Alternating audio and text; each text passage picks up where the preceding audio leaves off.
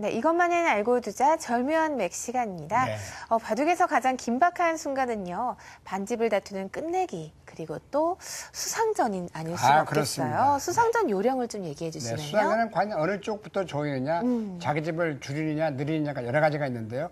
항상 상황을 봐서 수일끼리는 좀 수상전은 어느 정도 딱 정해져 있기 때문에 수를 좀 읽어보는 것이 상당히 중요한 요령이라 하겠습니다. 네, 오히려 끝내기보다는 더 알게 되면 쉬울 수도 있겠어요. 네, 그렇습니다. 자, 지금부터 함께 보시겠습니다. 네. 첫 문제인데요. 네. 첫 문제가 이제 여러분들이 보실 때 지금 흑선입니다. 하나, 둘, 셋, 넷, 다섯, 여섯, 일곱, 여덟 수나 돼요.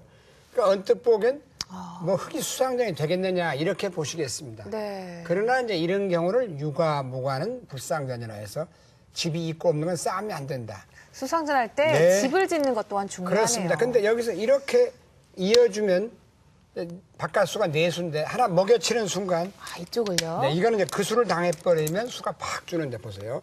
잡을 때 몹니다. 조여서 억지패는 납니다. 예? 따서 억지패는 나는데 이거는 뭐 이걸 좀 늘어졌다고 그럽니다. 늘어진 패다.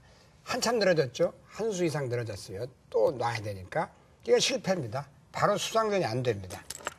이으면 뭐 주위에서 조여도 그만이니까요. 네, 배면 답답할 게 하나도 없죠.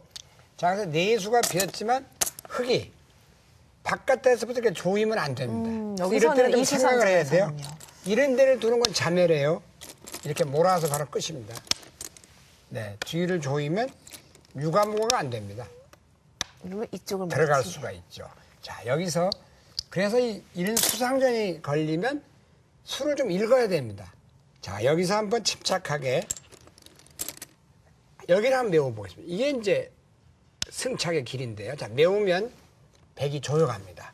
그리고 흑도 서두를 게 없죠. 이 바깥을 조일 필요는 없습니다. 똑같은 수니까 조이면 이제 조이고 조여서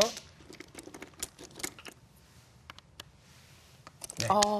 또 조입니다. 신기하네요. 네. 그러면 그 점이 하나가 두 수를 늘리는 꼴이 돼서 유가무가 불상전이 바로 됩니다. 흑은 뒤에서 들어갈 수 있고 백은 못 들어가기 때문에 이렇게 이어둔 이런 침착한 수는 상전이 들어갔을 때는 꼭 본 다음에 수를 줘야 됩니다. 네.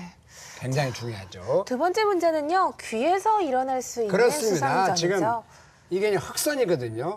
이게 흑선인데 예를 들어서 이렇게 하나 모는 방향인데 몰면 늘어줍니다.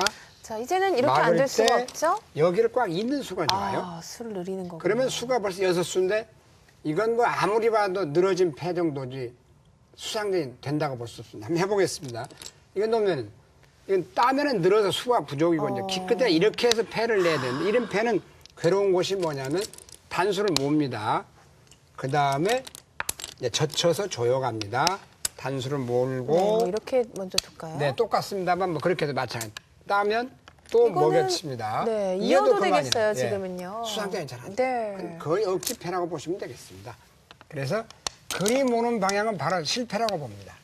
단수 치는 방향도 그렇죠. 중요하네요. 이렇게 하면은 이제 이거는 또 일이 몰아서 바로 죽기 때문에 네. 여기서 조금만 침착하면 되는 건데 이제 안 되는 경우를 보시면 자 모는 방향에 따라 이렇게 달라. 일이 몰아야 됩니다. 그러면 살아버리니까 이을 시간이 없죠. 그때 침착하게 끼웁니다. 그럼 몰면 이어주게 되겠습니다. 자, 이걸로 잡힌 넘어가야 건가요? 되는데 네. 그때 이어주게 되면은 자, 이쪽이 환격으로 잡히니까 이쪽도 들어갈 수 없어서 이으면 이어야 돼요. 아래로 내려갑니다. 그래서 귀의 특성 때문에 잇고 들어와야 되니까. 그러네요. 들어갈 수가 없어서 한 수를 더 그러니까 이런 외워야 데서는 되네요. 그냥 죽고 사는 문제가 바로 생기기 때문에 그 모는 하나에 따라서 백이 흑을 잡을 수가 있고 흑이 백을 잡을 수 있기 때문에 굉장히 중요합니다. 저 모양도 집을 하나 내는 수, 여기서 그런 수. 이 모양도 사실 중고급 문제인데 이 문제가 간단해 보여도 실패를 많이 하는 걸 봤습니다. 그 이유는 잡아보십시오 하면 보통 젖히면은 이건 너무 너무 쉽게 간단하게 살아 살죠. 있습니다. 대부분 선치중 후행하니까 여기를 치중을 해요. 그러면 이렇게 늘어둡니다. 여기를 받아주지 않고요. 네, 늘죠. 이런 수가 있어요. 여기만 막아준다면 꼭 찔러가지고 기가 막힌 묘수가 나옵니다. 양자충으로 죽게 되는데 그건 착각이에요. 이때 있습니다. 넘어가도 단수로 몰면 몰아떨구기가 돼서 살아갑니다. 그래서 이 문제는 뭐 살아있는데 무슨 문제가 되느냐 그만큼 수순의 묘가 중요합니다. 먼저 젖히는 수가 기가 막혔습니다. 그래서 참 이건 절묘한 맥인데요. 이렇게 두면 들어가서 맛보기가 되죠. 이렇게 해서 찌르는 수, 젖히는 수. 그렇죠. 네. 자, 그러면 일단 막아볼까요? 막을 때 치중을 갑니다. 아까와 다른가요? 네. 그때 꼭 찌르는 수가 있어요. 아, 이게 없으면 안 되는데 안 단수가 되죠. 되는군요. 네. 잡아야 될 때 뒤에서 이렇게 단수. 두고요. 그렇습니다. 아, 네. 먼저 치중해서 이제 한 집을 내면요. 네, 이때 늘면 안 됩니다. 치받아 가지고 끼워도 집이 납니다. 이때 껑충 뛰면 집이 안 되기 때문에. 자, 이수가 되지가 않죠? 네. 두더라도 들어갈 수가 없습니다. 그렇습니다. 그래서 이 수순의 묘가 인생살도 수순이 중요하지만 바둑에서도 수순이 젖히고 놓을 때 치중을 하면 멋들어지게 산말 같은 데 잡을 수가 있겠습니다. 오늘도 세 문제 모두 수순이 아주 중요했습니다. 그렇습니다. 자, 맹문제 풀어보았는데요. 지금까지 배운 내용 다시 한번 정리해 보겠습니다.